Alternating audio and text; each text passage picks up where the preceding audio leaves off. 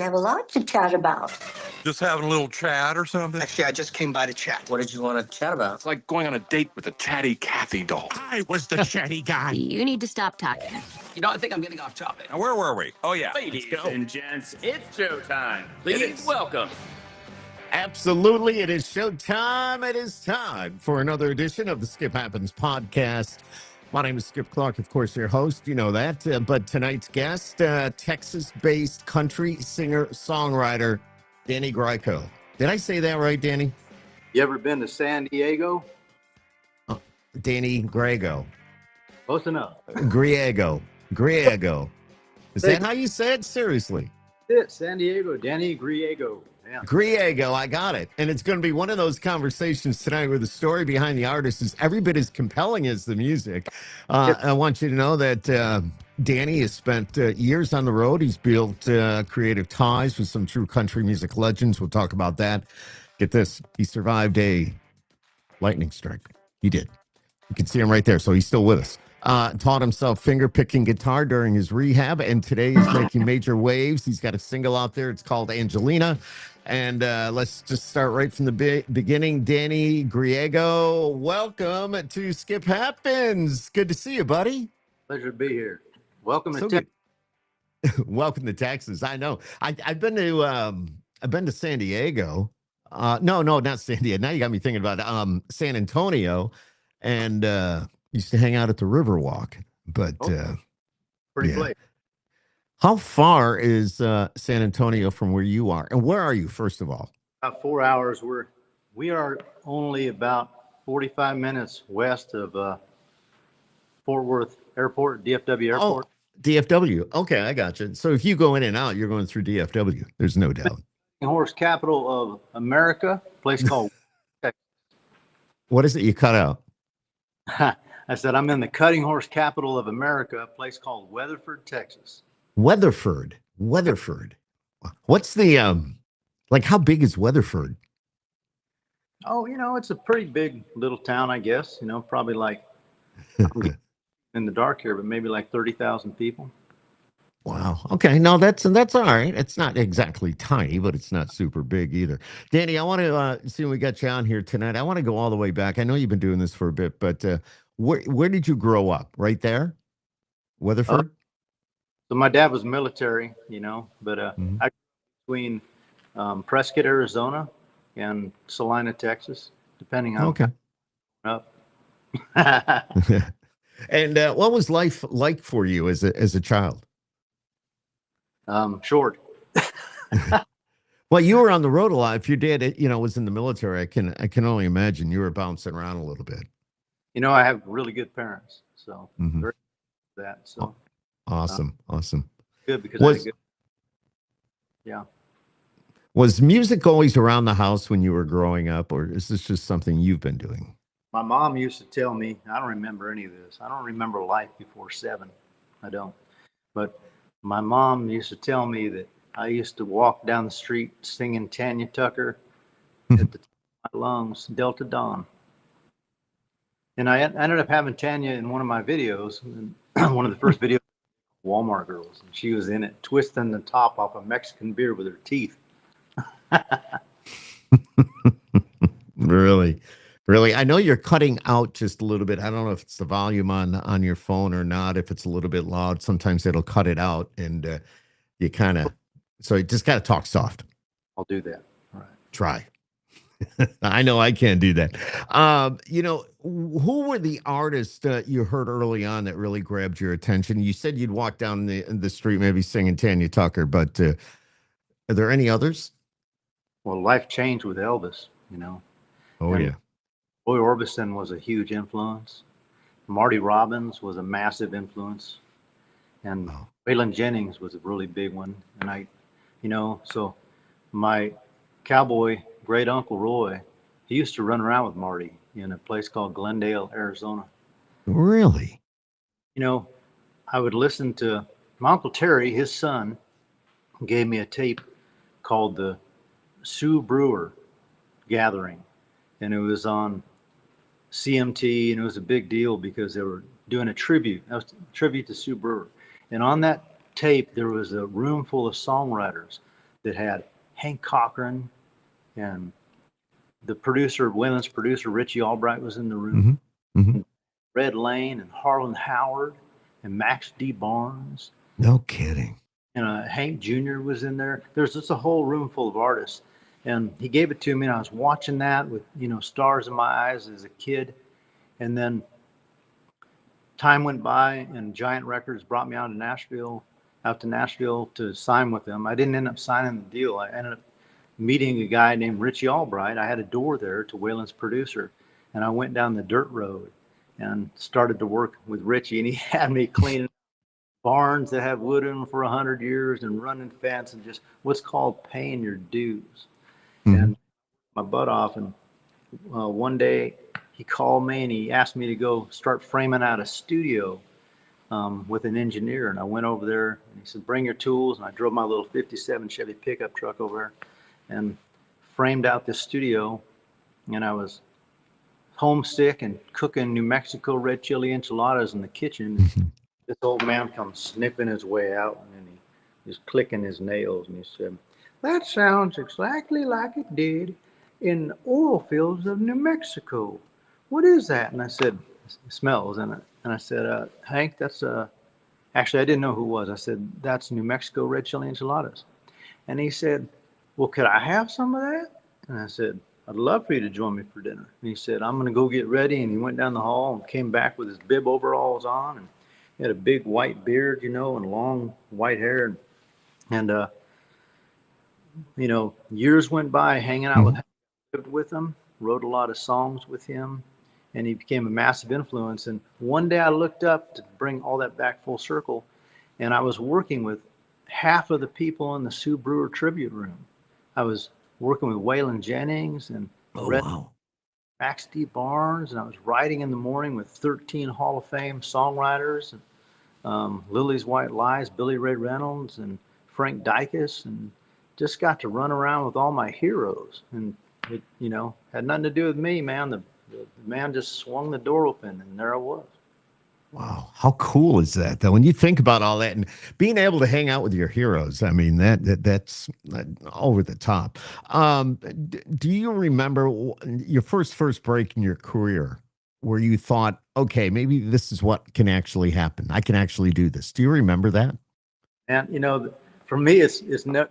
I'm waiting to hit a real big lick in someone to say overnight success, Danny Griego, because. It's not for anybody coming up, it's not a sprint. You might hit a lick, but it's a marathon, and you really got to have the wherewithal to hang on in there. People ask me sometimes, they say, are you still picking? I say, I'm still breathing, because it isn't what I do, it's what I am. I'm a songwriter. It's who I am. So it isn't like I'm going to quit. I drive my own 53-foot, 54,000-pound tour bus. Her name is Desiree, and she's a long-nosed 379 Pete that's been stretched. And man, I'll be out there tearing up the road and picking with my band as long as I'm breathing air. That's cool. You're driving your own bus. How many artists do that? I don't know. Probably can count them in one hand, to be honest with you. And you're one of those. I love that. Do you, Danny, do you remember the first song you ever wrote? Oh, shoot. Yeah, it's called It's You. And, I cut it on my first album. It's a love song, and it still holds up. It's a pretty well-written song. And it reminds me of I came to Hank Cochran with a song one day, and Hank and I used to sleep right. I used to go in his room when he was sleeping, and I would sit in the chair next to him, and he'd be in there snoring, and I would start saying lyrics to him, and he would answer me. He'd wake up and answer me. And he's the only other writer that I've ever met that writes in his sleep. I'll dream sleep songs, and I'll wake up and just sing them in a tape recorder and go right back into the dream. And Hank was really, really good at that. He'd mastered that. I think it's the ability to get out of your own way. Wow. I had pitched a song to Hank, and he, without skipping a beat, he goes, would you go down to the Sonic and get me one of those cream pie shakes? I said, man, I really hit you with that, didn't I? And he said, let me tell you something, son. You had 99% when you came to town. We're just fixing the other 1%. And man, I was feeling really under the house, and that just picked me right back up, and I floated down the road and got him his cream pie shake. Of course you did. And why wouldn't you? That's awesome, man. I love that. I love that story. That's all pretty cool. Was there ever a point early on when you seriously considered walking away from music? Oh yeah, like, you go on stage and you're so. I just did a thing I have a charity called Freedom Horse Ranch, and we do therapy for Special Forces veterans and such. And we just had a fundraiser, of course. So with a fundraiser, there was no budget for what I normally have behind me. I didn't have any production crew. I hired one sound man, hired a stage to come out and get dropped off. And I got out there at 5:30 in the morning and just started busting everything in, setting up this massive PA system that John Prine used to own. It was half of his old PA, a thing called Eastern Audio Works, these big, huge 18-inch woofers and massive subs. And here I am hauling all that stuff in half of the day, just sweating like a dog in the middle of June. And the dogs sweat anyway. So just really working off. And to answer your question, there's a lot of times when you're busting in or working like that and you're wondering why are we doing this again? There's no money in it, and you're working your tail off and just wondering why you're doing it. And then you play your song, and that one person comes up to you and thanks you for singing your song, and it makes it all worth it. Wow. I love that. It does make it worth it. There's no doubt. What did you have to learn the hard way about the music industry? That's a tough question. I know. Maybe it's never miss a good opportunity to shut up.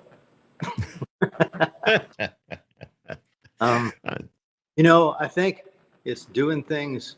Waylon used to say, there's one more way to do something, and that's your way. And every artist has a right to do it at least once. So it's a not compromising thing, I think, for the art. I do my music, and I hardly ever listen to radio, no offense, and I hardly ever listen to social media and the music out there. I don't. I try to stay more pure, so I'm not influenced by everybody I'm influenced by has already happened. All right. So I'm not influenced by what's happening now. I don't care what's happening right now. I don't care if I'm in style or if I'm just me. I just do my thing. And early on, I didn't do that. You're still trying to figure out who you are at that point. But before, I was trying to do what everybody else was doing. And somewhere along the way, I just stopped being them and started being me. Well, I'll tell you, Danny, this podcast is called Skip Happens, and it's because that's me. And it happens. And I just put it out there. Nobody's perfect, and you want to do what you're doing and do it your way and, focus on that. And the same thing when I do the podcast, Skip Happens. And, it's going to happen. It's real. And yeah. Number one meter that Richie used to tell me is for producing anything is believability.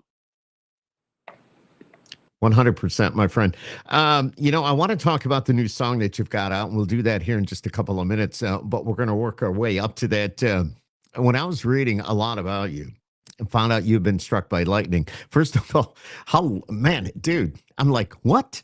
How long ago was that? It was painful. I don't recommend it. It was when I was just finishing up my last year of college, and when you get hit, you don't see the lightning strike. You just hear the thunder. And I was blown almost 40 yards, and it stopped my heart and paralyzed my right arm. And the neurosurgeon told me that if I wanted to try to connect the dots and get my motor skills back, that he asked me if I play guitar. And I said, no, but my granddad left me his gut string guitar. And he said, well, go get you a classical guitar chart and learn how to play classical guitar. And it'll rebuild everything in your mind and let you connect the dots again. And I did. I went and got it was a really frustrating time for me. I was having trouble putting my fingers together, and I couldn't talk to anybody about it because I felt like my parents would have been mad at me for being out in a lightning storm fishing and other stupid things kids do. And so I learned how to play classical guitar and worked on it. And it was that whole lightning strike that really changed my entire life and got me going in a different direction. Does it, we all get storms, especially nowadays, and it seems like they're getting even a lot worse. But do you have like PTSD from that? Do you like, Still do. yeah? I have one thing that, it's interesting because here I am doing equine therapy for Special Forces warriors that have PTS and have physical limitations. And I understand, I have a paradigm a little bit on what they're going through because I know what that feels like. For years, I had nightmares that there would be a storm where the thunder would crack and I'd wake up in bed just sweating, just drenched and terrified. And then that followed into I think I have a little bit of PTS from the road, from being out there, from sleeping in your truck and just people pulling guns on you. And, I've been dragged out of the truck before and been hit and beaten and, just road stuff that's why I drive my own bus and I stay in my coach because it doesn't matter where I wake up, I'm home, and Yeah. I'm safe. But yeah, I definitely had PTS from that. And my one thing that I still have from that is I have a heck of a time recovering from the heat. My cooling system is broken. I can't get cooled down fast enough. Oh my God, you're in Texas, and we all know. I mean, I'm complaining about the 90-degree heat here in upstate New York, but you're down there, and I know the humidity is high. I actually have a niece in Houston. I've never been there, as I mentioned before, but I have a niece there, and I hear it all the time that it's hotter than you know what, and the humidity is up there, so it's got to be so tough on you. Yeah, my old road manager Johnny used to say, "Man, is Africa hot out here?" Yeah, well, true. True. Was Danny, was the guitar simply part of your physical recovery at first, or did it become something deeper? It is something deeper to me. It's really an extension of me. I love playing guitar, and what I found out, like I'll show off a little bit. I bought this from New York, a little town pawn shop. It's a 1967 Martin with Brazilian rosewood. And I took it out of the box, and I'd asked the guy from the pawn shop, I said, "Hey, I'm a player. I'm not just buying this thing for a prop. Is this a player's guitar?" And he said, "Danny, if you have any problems with that guitar, you ship it back. I'll give you all your money back, but you won't be shipping it back." I took it out of the box and hit the E string, and it was and it just resonated. And this guitar has taught me how to phrase musically because of the resonation in the guitar. So, guitars for me are a really special thing. And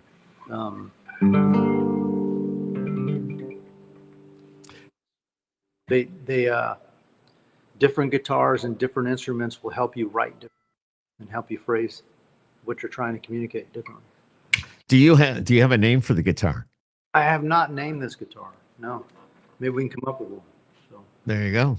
Hey, so you cut out when you said the town and the pawn shop. Where in New York did you get that? Oh boy, I'd have to look that up. Okay, no worries, no worries. It cut out. I thought maybe you had said it when it cut out, but it's all good. Little town in upstate New York. Yeah, well, there's a lot of little towns around here. We're upstate New York. It depends on what you call upstate New York.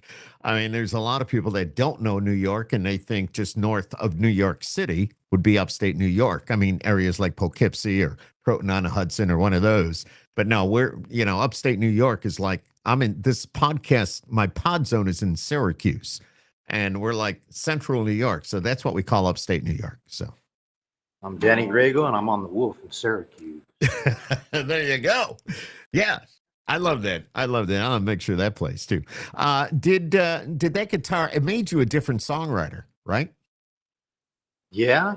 Every guitar has a contribution. I wish I had it right here. I'd go grab it. I've got a 53 Gibson that was on the song that I wrote and cut with Waylon Jennings.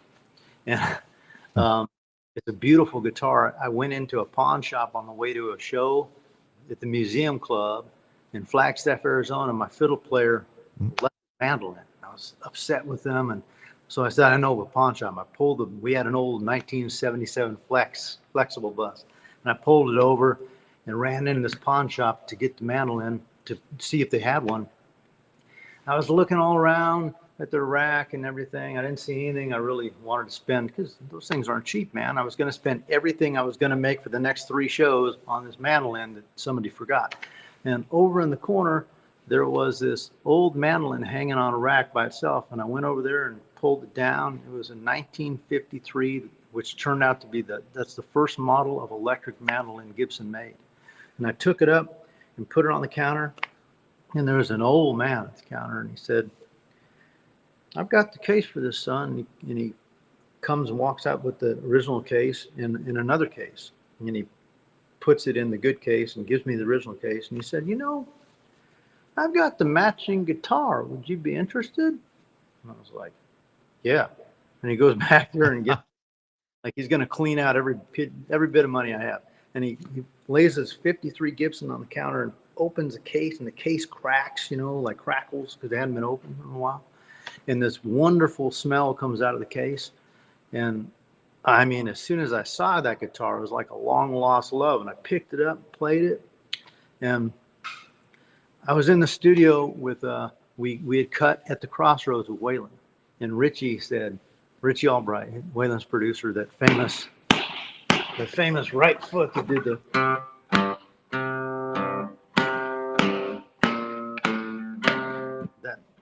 feel that Waylon flopped. He said, Danny, what do you think about that track? I said, that's great, Richie. You know, it doesn't have the lick on it. And he said, what? I said, the lick. Take 2.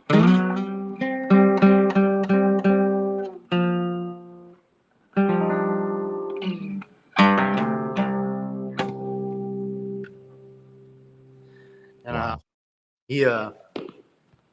he said, I put you in the room with Waylon's band, and you want to play on your record, which artists didn't do, you know, they weren't allowed to do that. And I said, I dreamed it. So cool. And he said, all right, get your butt in there and play it.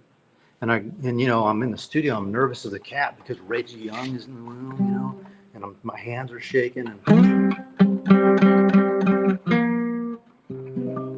I got to play that lick. I played it the first time, and it made the record. And it's the signature lick that's on that album. And that lick was in that guitar, man. And it was a special guitar. And that guitar ended up making the video. And it's just become like part of my thing. I go out there on the road with it. And, you know, I should have left it in the closet because it's this perfect guitar in perfect shape. But that is a road guitar. And I play that thing everywhere. I have never done any modifications to it. Every time I plug it in and play it, it sounds great. It's just a special guitar. Love that. Love that. Let's start with Waylon. I want to talk about this a little bit. What do you remember most about being around him? He was funny. He was hilarious. He had a great sense of humor. And he also had this massive presence, you know. You could feel him. There's only 2 people that I could ever really feel when they walked in the room, like the wake of a boat pushing the water out of the way. And that was Johnny Cash and Waylon Jennings. I got to meet Johnny Cash in Hank Cochran's hospital room when he was going through his pancreatic cancer stuff. And he was asleep, and Cash walked in the room, and, you know, I felt him come in the door, and I looked back there, and, you know, I'm like, good Lord, you know. And Hank felt him, and Hank woke up, and he said, damn, Cash, you look like death. And but Cash and Waylon and I had a thing where we could feel each other's presence. And like if I walked in a room, he would always like look directly at me when I walked in the room. His eyes would just pierce right through you. So that was one thing that really stood out. And then his sense of humor, and then this humble wisdom. You know, he took me under his wing, and he would tell me things that were way beyond my pay grade. And that I would just record in my head. And later on in life, during the course of my career, I would remember them and say, that's what he meant. Gotcha. And that would go, he said something that stayed with you. And I would imagine all those thoughts and what you just told me is pretty much what that is about. What about Hank Cochran? He was obviously, you mentioned him a moment ago, but one of the great songwriters. What did you learn from him about writing a song? Oh, gosh. There's so many things. He really taught me the most about structuring a piece of material. There's so many little nuances to it. I guess the biggest thing would be premise. You have to start with a good premise. So Red taught me the energy thing. Waylon taught me the live energy thing. Red taught me the songwriting energy thing, which is totally different. And that is that you don't want to burn up your songwriting or really any creativity that you're doing by wielding that hammer all the time. You just keep that hammer close to you and you pull it out when the right premise shows up, and you'll have all that power in that hammer to knock it down in one shot. Mm-hmm. You can catch the fish, pull it out of the river of creativity and match it. Love it. What about Billy Joe Shaver? What about your relationship with him?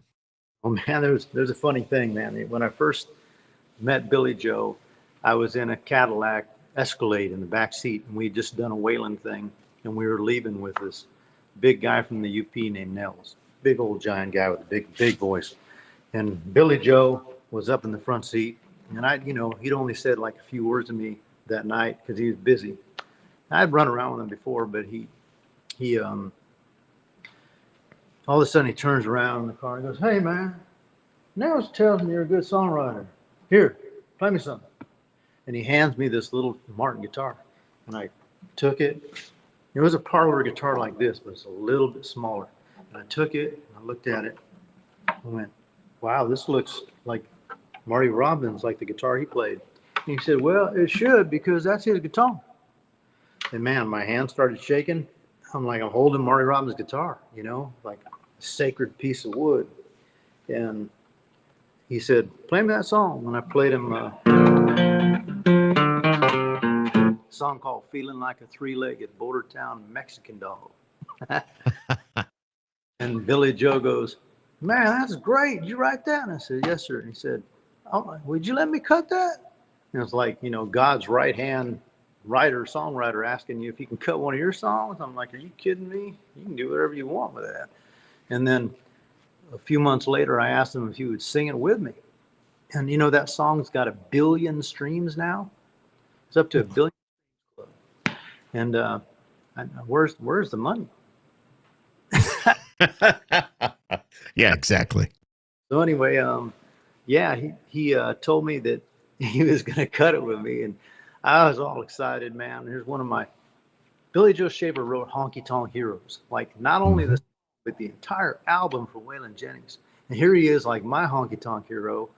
He's going to cut one of my songs. It couldn't be any bigger compliment that a songwriter could get than having a master like that cut your song. I got to do a duet with Hank Cochran too. And anyway, Joe, he said, "Man, I'll cut this thing. Just let me know when you're ready." And we set a date. And I told Richie Albright that Billy Joe Shaver is going to cut my song. And he said, "Ha! Good luck." And I said, "What do you mean?" He said, "He's more no-show than No-Show Jones. Good luck getting him." And so we had the date set, and I was in my Peterbilt 379 tour bus, and I'm headed down through Dallas Tollway and headed to Waco, Texas. And I was going to pick up the phone, and literally I could hear Richie laughing at me. And I put the phone down because I wasn't going to tip him off that I was coming. I hadn't talked to him in 2 months. And so I rolled the Peterbilt around the corner, and in Waco they have these big high curves. And I was looking at the address on the GPS, and I saw the house, and I said, "It's got to be it." So I pulled my coach up on that, climbed up on that curb, and I called him. And and I'm coming down the sidewalk on the curb, just about one house away. And I said, "Hey, this is Griego.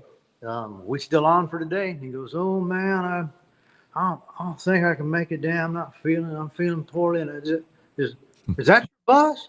And I said, "Yes, sir." And he goes, I'll be right out.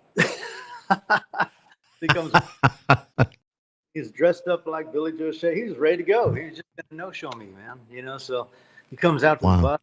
I'm in a hurry to get the slide out on the rig, and I had the microphone set up, and I had my Pro Tools rig set up, and he went to the bus, and I had him singing that thing within 10 minutes, and we cut it. We cut the vocals on it right there on the bus. Wow. Wow. You know, when you're around people of that caliber, do you realize in the moment how special it is, or does it kind of hit you a little bit later on? I think that's a good point. A lot of times it does hit you later on. If I was in that same place now, I would know. You don't know what you don't know. So at the time, if you're not at a certain level with your thing, you're not going to recognize certain things. But like, you know, it took me years to become a big Johnny Cash fan. And now to see the genius in his artistry and how big that guy was, and just unparalleled and unmatched. And for some reason, when I was a kid, I didn't see that.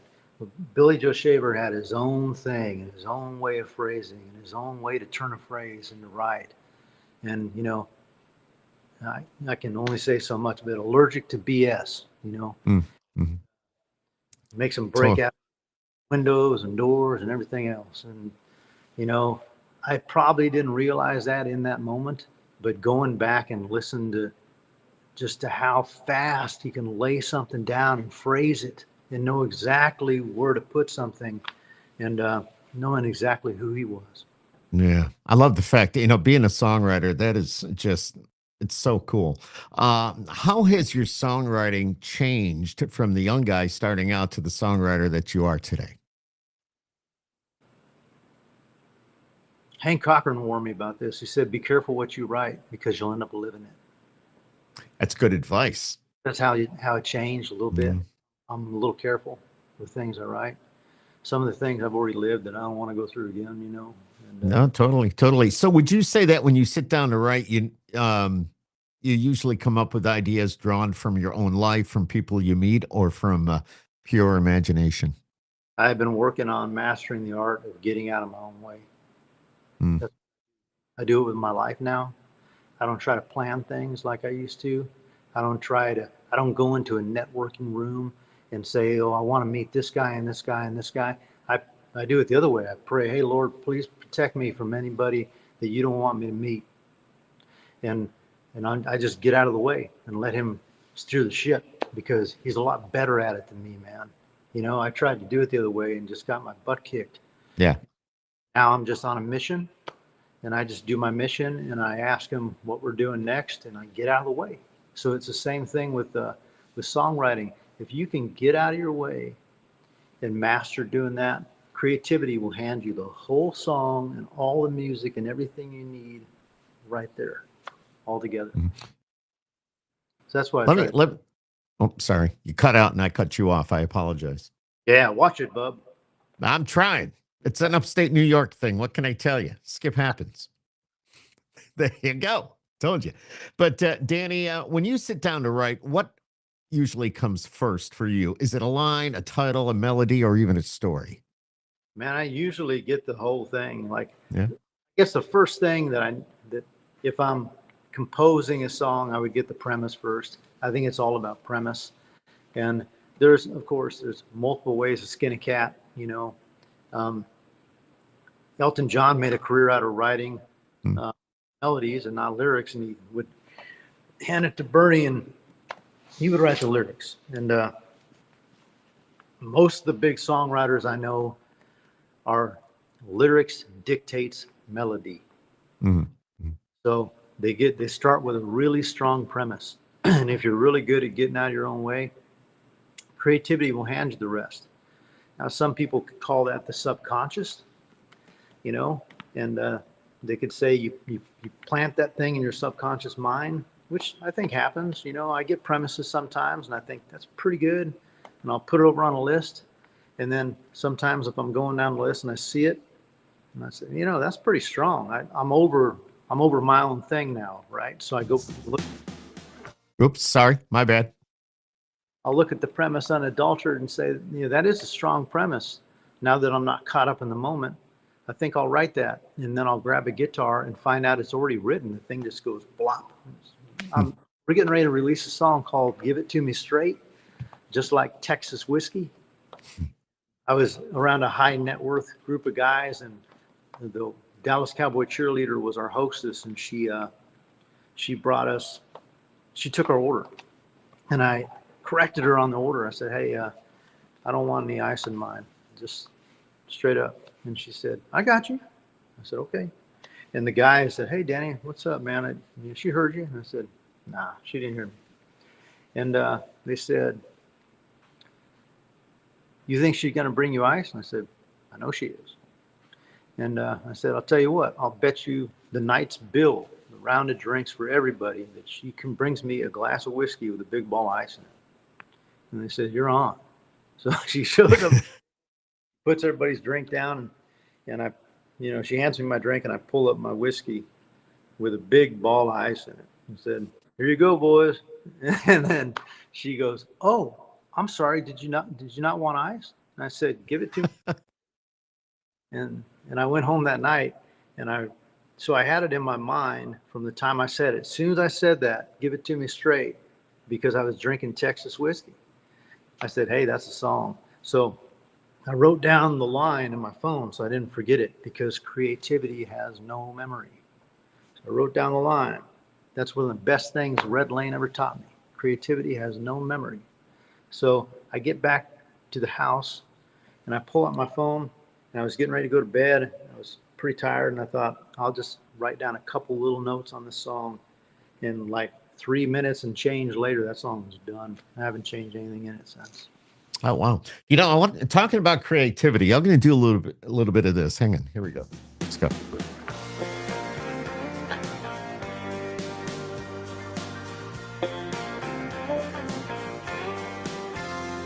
I wondered how long it would be before you made your move on me. I've been watching all of your other men crying, trying to please only you, Angelina. How many hearts must you break? How many more tears must fall along the way? Tell me how many lovers. There it is. Dude, seriously. Wow. All right. We're talking about creativity here, and that song, Angelina, that is it. And Danny, where did that song come from? That song, I don't know if they told you this, but that thing just hit the number 10 on the media-based airplay charts. Yes. Which is, the guy that runs the Billboard charts told me that I'm the only independent artist to crack that nut in 25 years. So thank you, radio, for spinning that thing. Because, I don't know how it got up there, but thank you. I can't even tell you how much I appreciate that. It is so hard out there on independent artists. You just get your butt handed to you, and getting radio airplay, it's really tough. So Angelina is about daddy love. It's about a girl who had her heart broken by her first love, her dad. And a lot of girls end up really messed up from that, and they never recover from it, and they just become man-eaters, and it takes them half their life to figure out why their heart is broken in the first place. Mm-hmm. With the, when you finished the song, did you know there was something special about it? I've always known that song was special. I never got the cut. I've cut that song 4 times now. And the last time I went in with Willie's band, Will's got an awesome set of studio players. And we had one more song. We had time for one more song. And I just literally went, I think I'm going to take another crack at Angelina. And I pulled it out. I pulled out my guitar and just laid it on the guys and said, hey, I want this thing where like Sting meets Orbison. And I want you to put it right on, I'll be watching you, you know, that meter, that tempo. And the drummer put it right on that click. And we kind of cut that retro track on it. And those boys just burned it down. I think that was the second take. And when we got done, Kevin Grant, they call him Swine, he's the bass player, he said, I won't tell you what he said because there's some explicit words in there, but he said, that's a hit. I can only imagine. So, you know, it came time to put another song on radio, and I was really struggling with what I was going to put out there next. And this girl that comes out and helps me feed at the ranch, special girl, really good girl. And she said, I really like that song, Angelina. And it just happened. She just happened to say it when I was getting ready to put that next release out. And I went, well, why can't I put that out? So I flew back out to Nashville and sang it, you know, put one more vocal on it. And we ended up using probably like 80% of the recording of the tracking vocal on it. Whenever I record, I set up with like a 7-piece band, and we set up like it's 1964. And I set up the microphone chain through the compressors and use the mic that I'm going to record my vocal on. And I put my guitar in my hand so I'll phrase like I'm going to phrase it live because this guitar dictates how I phrase.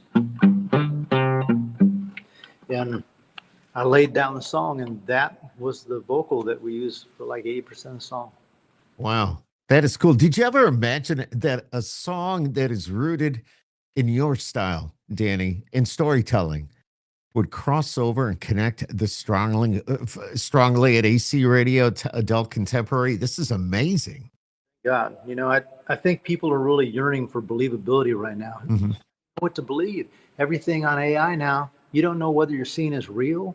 You don't know whether you're hearing as an AI artist. And it's going to get, we're already really there technology-wise, but in the private sector, within just a little bit of time, even the people who know won't know whether you're hearing something that is made up on AI. So, but I think you can feel it. I'm not a fan of it. I don't use it to write. I don't think that if you know, you're probably going to make some enemies here, but if you're a songwriter, you're writing with AI, that ain't you writing, Hoss. That's the AI. Okay. So you're not a songwriter, man, unless you birth it through creativity. You can't just stick it in a computer and let it spit it out. Who's writing that? It's coming from somewhere. It's either coming from there or it's coming from there. There's only two places creativity come from. Yep. Okay. So that's just my opinion. Okay. But I think my point is that people are yearning for something real, and times are getting tough, and they're going to get tougher. And the tougher they get, the more people are going to want something that's real. Yeah.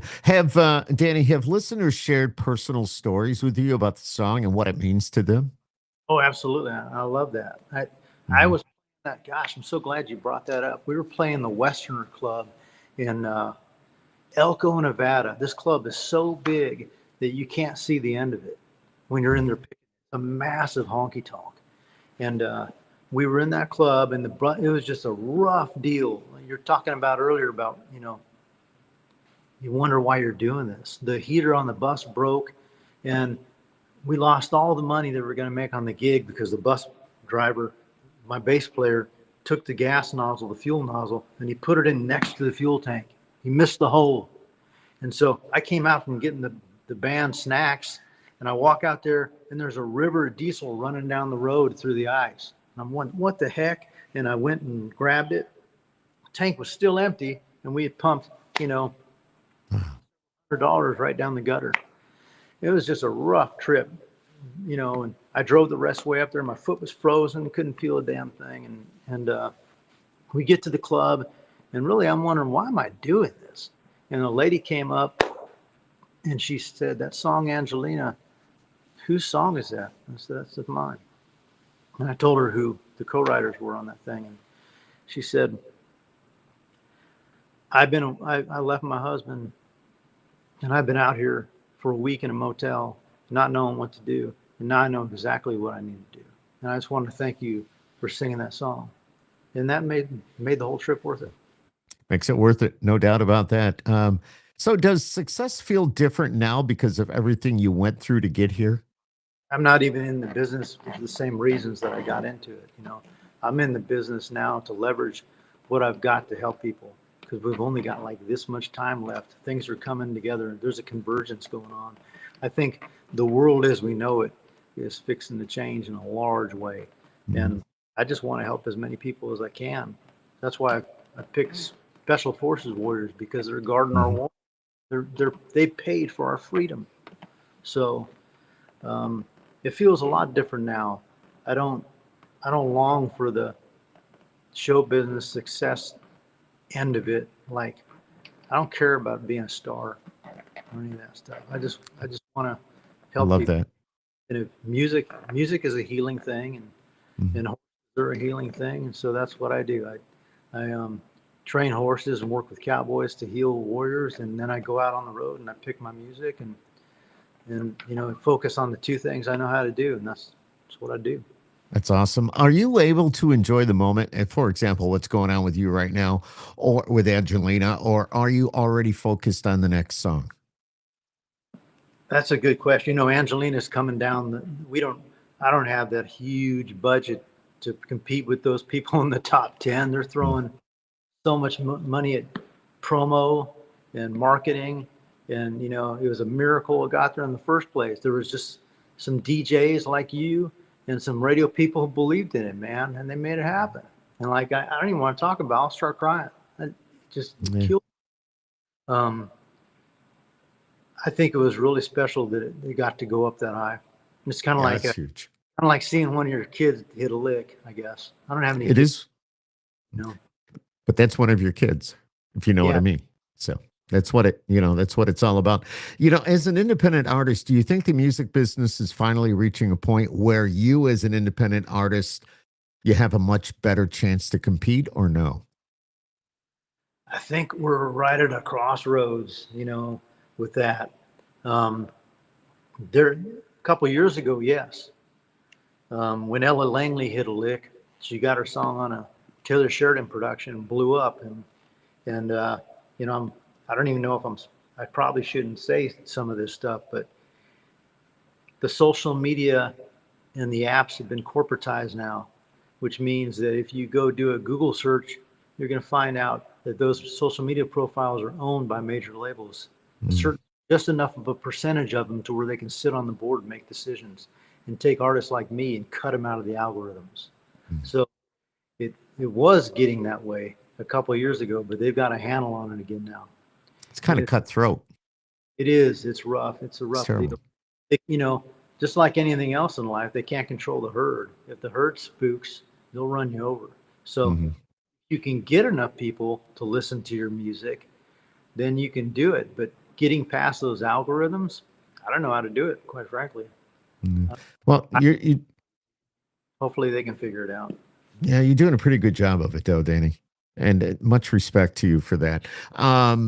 What is it about, if we could change it up here a little bit, the Freedom Horse Ranch, what is it about horses that can create such a strong connection, for example, with somebody dealing with physical, cognitive, or emotional challenges?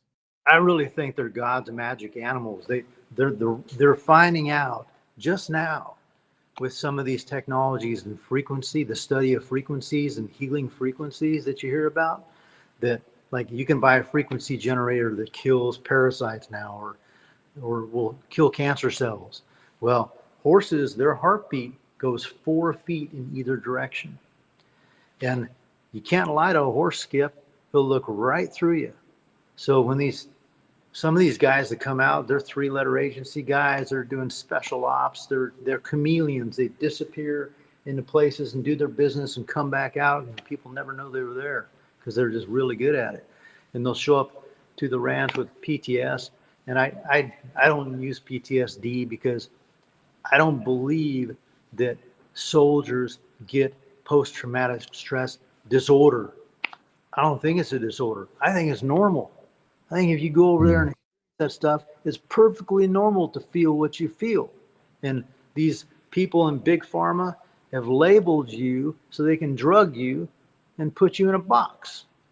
So I try to tell these warriors they don't have a disorder, man. And if you're honest with the horse, he's going to hook onto you. And when he does, it's going to change your life, because everything that's in you, horses are like a grounding rod, and they'll just pull that stuff out of you and just leave it in the arena dirt. It's a feeling when it happens. And, you know, you can tell somebody about it, but until they feel it, they wouldn't even believe it. And then once they do, you can see it all over them. And they come in here broken, and they can't even look you in the eye. They can't even shake. They just don't feel loved or appreciated, and they're beat up, and they leave their head up high. So we renamed the program the Horse Warrior Program, because when they leave here, they're warriors. Absolutely. Do you, let me ask you this. You survived your own life-altering trauma. Does that give you a different connection to the people who come through the ranch? I guess it does. You know, I sure feel bonded to these guys when they leave, and we talk about a lot of stuff that they don't tell civilians. You know, I think that's part of the reason. I think part of it's because of music that flows through me, and I think part of it's because of lightning that flows through me. It was definitely a life-altering deal. I died. My heart was code, you know, and I think that day when I woke up, when they picked me up off the ground and carried me to the truck, I think that I was born that day again. So I feel like I can relate to those guys a lot. Wow. How can somebody find out more about this, or can they get involved or support what you're doing? Uh-oh. I think we lost him. And, well, you know what? I'll bet you that the battery on the phone went dead. He did not plug it in. And right now he's probably running around looking for a charger. But Danny Griego is the artist that I'm chatting with tonight. He goes, man, I tell you, he's the life-altering trauma that I was talking about. The fact that he got struck by lightning, as you mentioned just a moment ago, and you know, he was actually more or less dead. They brought him back. He's been through rehab, learned how to play, you know, playing the guitar really helped him out, changed his life. Now he's writing songs and putting out some great, great music. We'll wait here and see if he pops back in any moment. But I do have a few more questions that I'd like to ask him. We can look that up online. If you follow Danny Griego, you can Google him, find out more about him. But he's a songwriter, very traditional, independent, Texas. And here I don't know if he just went somewhere, but yeah. So he's probably going to plug that phone in. But I highly recommend that you go online, that you check it out. Check out the song Angelina. All right. This is quite an accomplishment for him. And from somebody that's in radio to know that nowadays there's a lot of crossover. It's a very traditional sounding song, but it also crossed over onto the adult contemporary chart, and with Billboard and Media Base and what have you. But you know, hitting the top 10 is somebody like Danny, to do that is quite the accomplishment, and he needs to be recognized for that. We'll wait a moment or two here and see if he comes back on. And if not, I certainly hope that you enjoyed it. You know, the podcast, we get artists all different, the independent to the well-established, and even some people that individuals that the men and women that aren't involved with music, but we always hear from the other side as well. And it is Skip Happens, and would appreciate it if you could subscribe. And, you know, just follow what we do, what I do, and follow me at the radio station at the Wolf here in Syracuse. So that's where the Pod Zone is.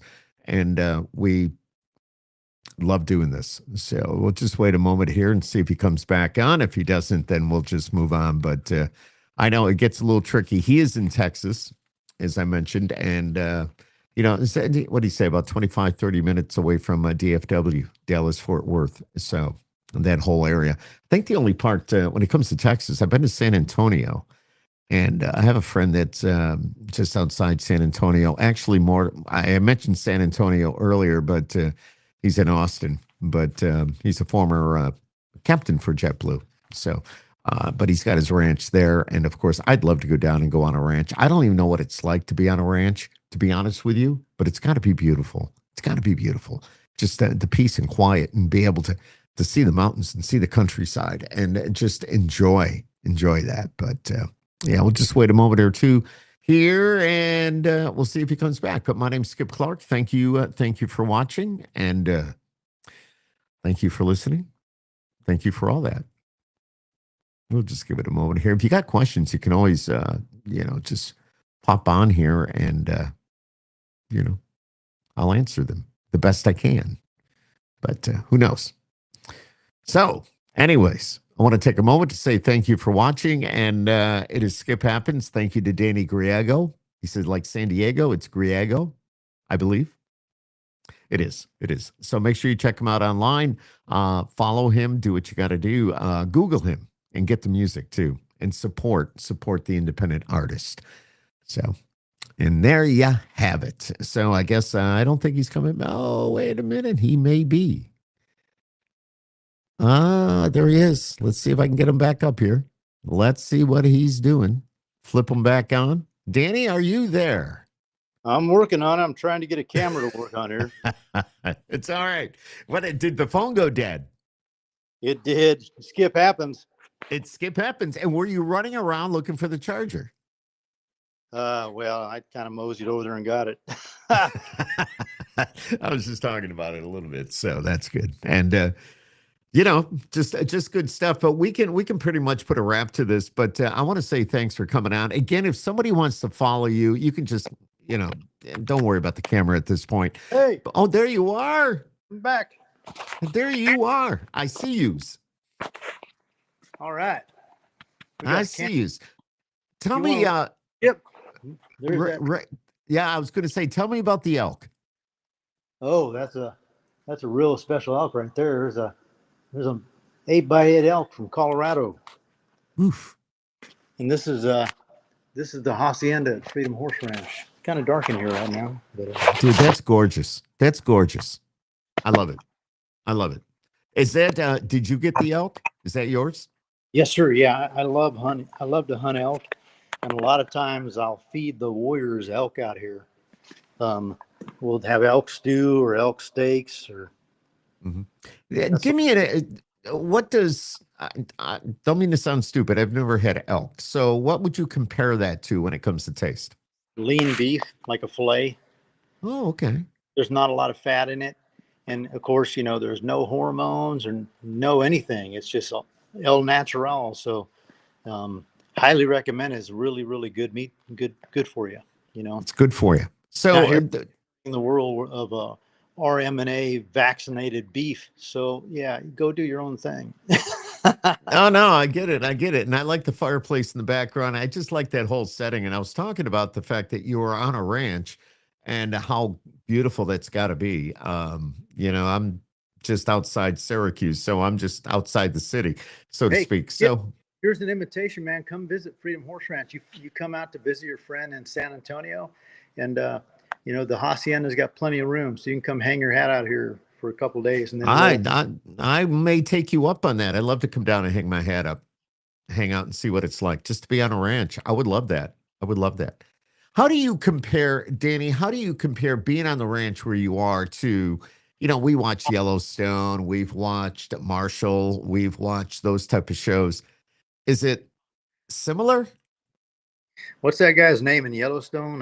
Rip, yes. Yeah, well, he's playing me. I love Rip. Yeah, he's playing me, basically. So, we're out here really doing it. So you run the ranch. A lot of drama and theater in the Yellowstone thing. I guess makes for good television.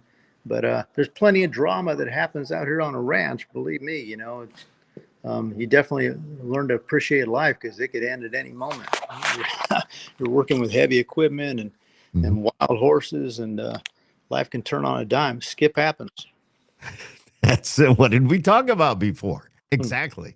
It's whether I'm here. Go. I guess they're doing casting for marshals right now, and I'm just getting ugly enough to be a bad guy in a Western. Dude, so, you should do that. I would love to do it. Are you kidding me? Shoot. Taylor Sheridan, man, he's got it. He's got the right idea. That guy does. He's done a heck of a job. He's there's a guy that knows how to master creativity. He's a great writer. Mhm, mhm. And you should send some of your music in. You could be even just get a cameo. Man, I don't have a door to that place. But shoot, they could shoot out here. It's a beautiful hacienda. I'm sure we could do some stuff out here. Cool. Cool. All right. And, before we wrap it up, as I said a moment ago, but somebody wants to get a hold of you, where can they find you? freedomhorseranch.info. freedomhorseranch.info. Go Yeah. there, get all the info. Is your music up there as well? No, it's not. That's dannygriego.com. Okay. griego.com. And of course, the social media profiles. I just finally hired somebody. I'll work my social media profiles and the numbers go down. So I just hired somebody to run my socials, and hopefully that'll work out.